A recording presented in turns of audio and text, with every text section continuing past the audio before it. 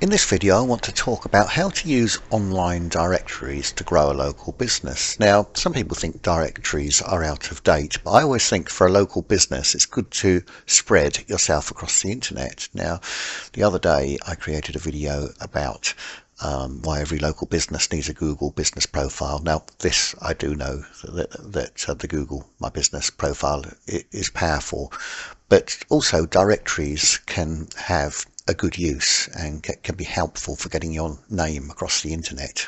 So let's look at what a business directory is. There's lots of them. Probably the most famous one is Yale and Thompson. I've also used Free Index in the past, which seem to be quite powerful, but I've got a list of major directories here. I'm not going to go through them all. You can stop the video and find them if you need to, but you can see there's quite a few major ones. And then there's map and navigation listings, Google Business Profile, which once again I would say is one of the most important ones. Apple Maps, Bing Places. Then there's trade and lead platforms. I've done a video on Bark the other day. Checker Trade, Rated People, My Builder. I have used Checker Trade. That works a lot on reviews, so you've got to be prepared to get reviews from people. For some people it works.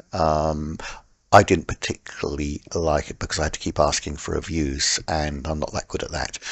But if you don't mind asking for reviews, then it could potentially work.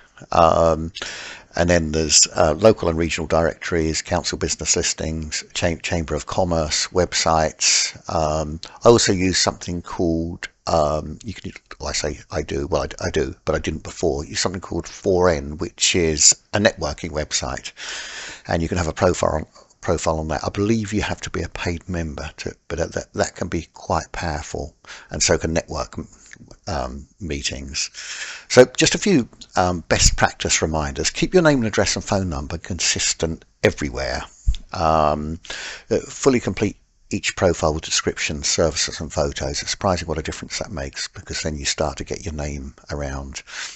Don't do low quality spam directories. Do the popular ones, the ones where I showed you the list. Focus on quality over quantity, and review and update listings periodically, something that maybe I wasn't that good at, but it's worth doing. And sometimes once you're on the directory, they will send you a few emails just to remind you. Now, one thing to remember is that directories aren't a magic solution, but I know full well that I have been found on directories in the past because people have rang me and said, I've found you on Free Index, found you on Yale, etc. So I know we don't use directories like Yale like we used to because things have changed, but they can still have power. So I would definitely say it's worth getting your name out there and making a good solid list of directories, or as in this list, and but make your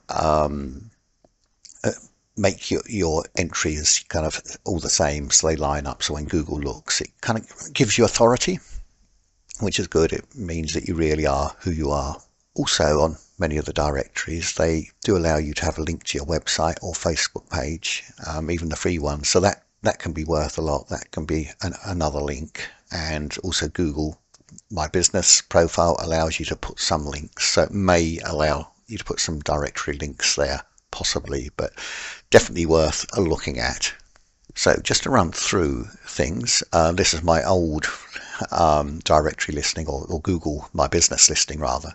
It's tree stump grinding, which I don't no longer own, but this is the most important type of directory that you can put up, and I would it'd be the first thing I do after having a website, or even before a website, having your Google My Business listing put up. And then here you can see the chap who took over my stump grinding business. He's got a listing here on Yale.